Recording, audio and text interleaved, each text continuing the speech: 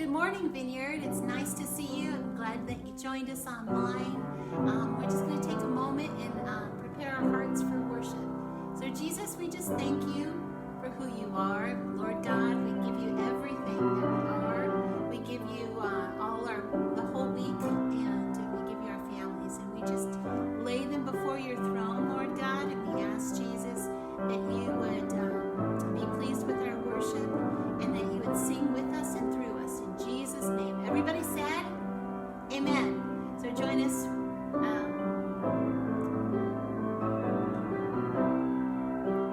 I hear the Savior say,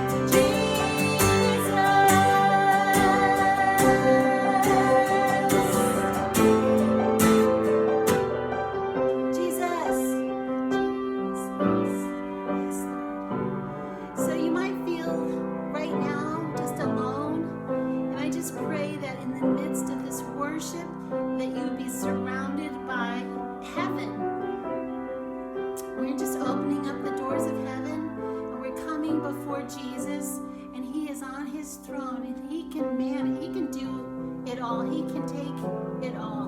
Whatever you're going through, he can take it.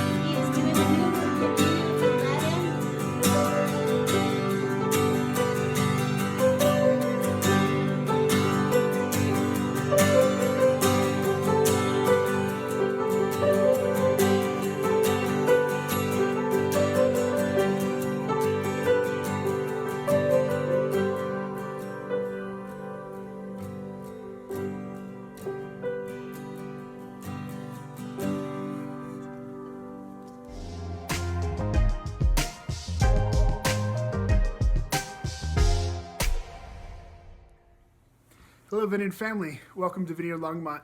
My name is Jimmy Ackerman. I'm the youngest child of Alex and Donna Ackerman, our co-pastors. Usually you find me teaching music out in a little town called Battlement Mesa near Grand Junction. But with everything been going on in the school systems, I've figured it's great to be around family. I have 3 announcements for you. The first is that starting tomorrow, we'll be having a series called Music Mondays. If you check our Facebook page at 11:30, we will have a post of just going through some worship, some Vineyard songs, and it will be great. The second announcement is that if you go on our YouTube channel, go to Vineyard Longmont, you'll find Alex's Theological Moment. This week is going to be an animated synopsis of the Sermon on the Mount, so it's going to be really great, so check that out. Third announcement is that if you need help in any form, this can include groceries or prayers, feel free to reach out to the number on the screen. You can text or you can call. We'll be happy to help out. My mom and I spent last Saturday going around delivering groceries to different families that had reached out because we've been following social distancing, but we want to be here for you in the time of need. If you would like to help us out financially, you can send a check to the address on the screen, or you could go online to vineyardlongmont.org. There's a giving option there. Thanks.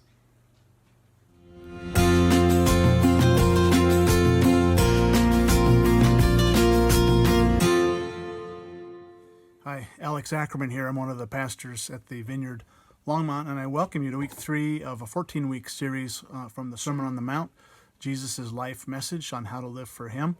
This week we talk about anger and the effects it has on the human race. In World War II, in 1943, the Allies were marching across Germany, and the war was pretty much over, but they were doing mop-up operations, and a Canadian regiment came upon a town called Frieseuth. And a sniper from the town picked off the commander of their unit, and they thought it was a civilian that had done it. It turned out later on to have been a German soldier, but in retaliation, he ordered his men to raze the village to the ground, and they used all the pieces of building as road base for the tanks to go across. It's something they still talk about today because this person retaliated against civilians for something that he thought they had done. Now, you could look at World War II, and forgive me for being one of many who use World War II as an example, but you could go back to the childhood of a man named Adolf Hitler and his stepdad, a man named Alois Hitler, who was physically and verbally abusive and left the mark of his anger on his son. And that eventually snowballed to the point to where he led a nation, Adolf Hitler did, with a culture of retaliation, of anger in response to anger.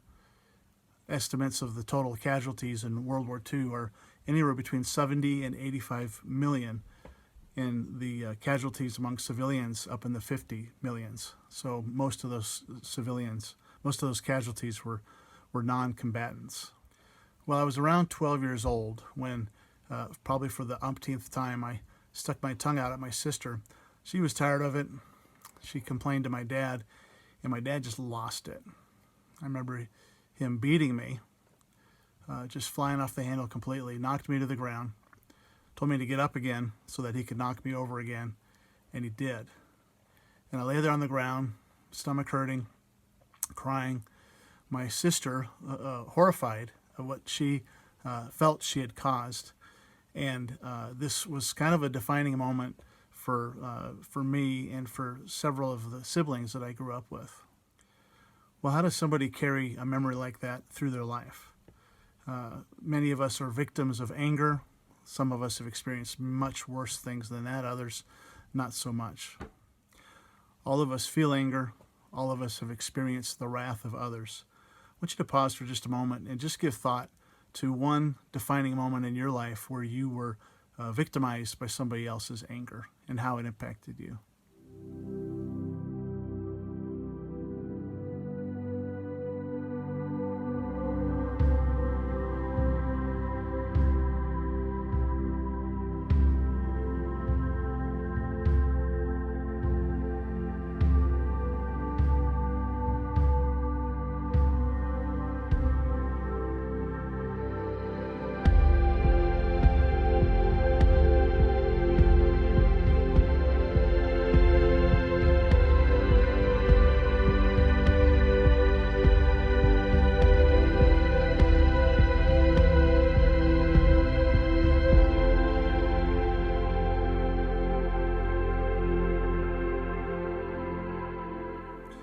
Well, you can make a case that Jesus was pretty smart, that he wasn't just a spiritual guy, but he was actually a material guy too. And if he created the entire universe, including human beings, he probably understands what makes us tick. So in the Sermon on the Mount, after he talks about the goodness of God and the open invitation to anyone, broken or not, to come into the kingdom, after the explosion of resurrection gives us expresses the power available to us to live the life of Jesus, he gets into what many think is one of two primary problems with humankind.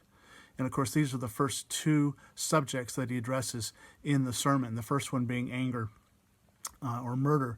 The second one being adultery, lust, or toxic desire. And so assuming Jesus understands humanity and what drives us and what hurts us, we're going to look at both of these things this week and next week as the primary issues for humankind. So listen with me as I read Matthew 21, 5:21 through 26. Jesus said, "You've heard that it was said to the people long ago, 'You shall not murder, and anyone who murders will be subject to judgment.'" And by the way, you'll notice that judgment is a theme throughout this section. "But I tell you that anyone who is angry with a brother or sister will be subject to judgment. Again, anyone who says to a brother or sister, 'Raka,'" and I guess Raka was a common slur in those days. The sound Raka sounds like you're getting ready to spit on somebody. You can easily think about and pick the most popular slur in 2020.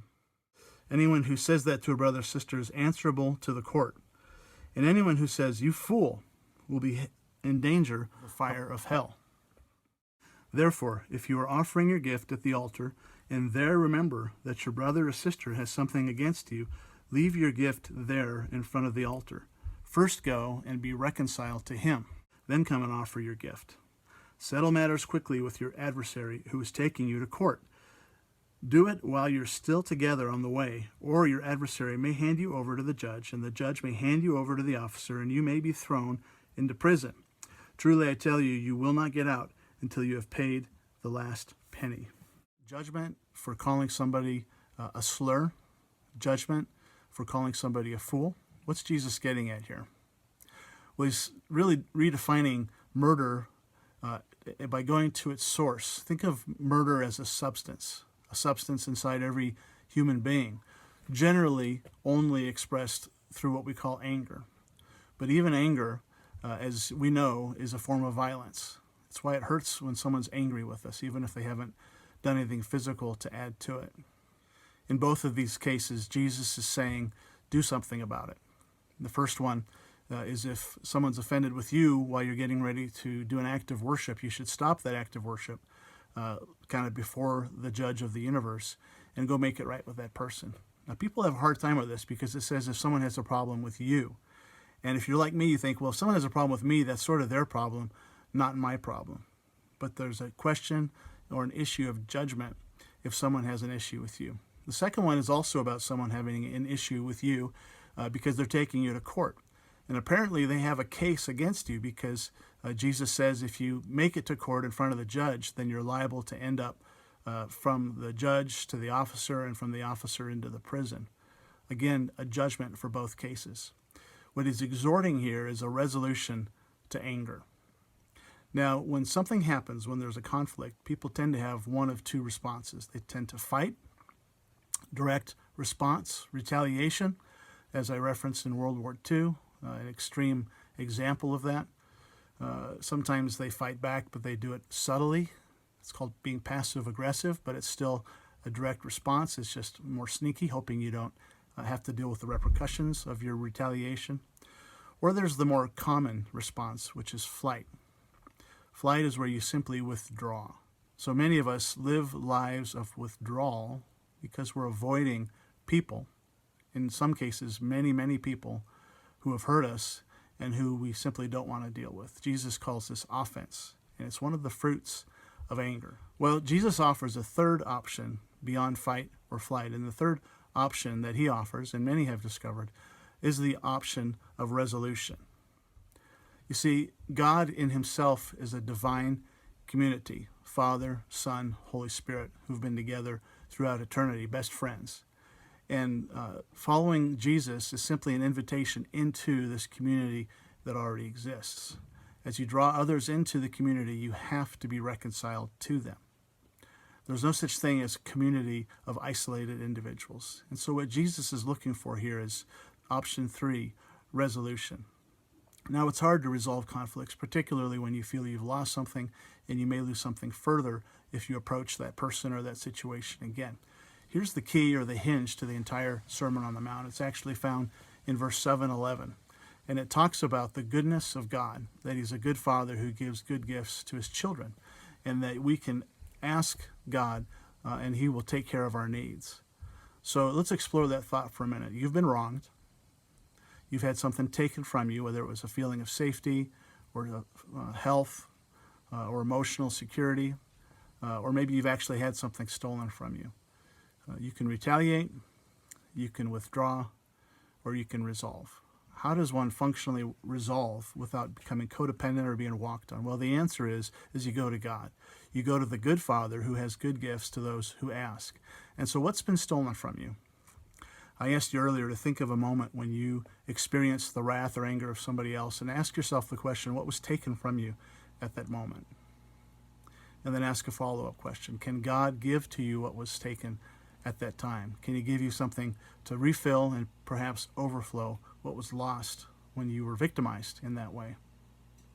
Now, with my dad, he eventually came back to me. It took me about 20 years I would say, effectively forgive my dad.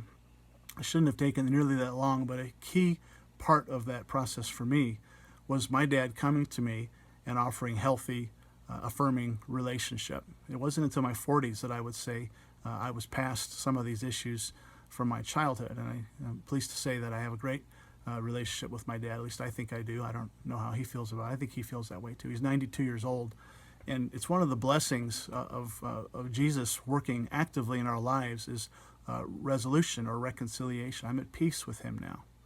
God wants you to be at peace with all people, as Paul says, as much as is possible in your end. We tend to put it on the other person, but in both of these examples that Jesus gave, the other person was wronged and they were retaliating against you. So his advice is to go apologize, go make right, go resolve the conflict with that person. And in this way, you snuff out anger. You don't extend it. You don't magnify it through retaliation. You don't let it fester through offense and isolation. You go to the person. It's hard to go to the person who has victimized you. And I think in some ways you just try to get your heart clean. It's much easier to go to the person that you have hurt, even if you think that they shouldn't have been hurt, that maybe they were being weak or petty or overreactive. And that's the exhortation from Jesus in the Sermon on the Mount. Go to the ones who are offended by you. Much faster track, much smoother glide to go to the people that you've offended than to go to the people who've offended you.